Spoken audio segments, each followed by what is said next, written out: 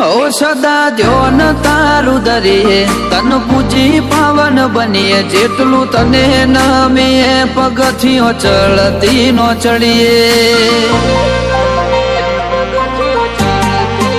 અરજી તારા પારે આઈ કરીએ બધા દુઃખ ભૂલી જઈએ તારાથી મારું સગડું માં તારાથી ઉજળા રહીએ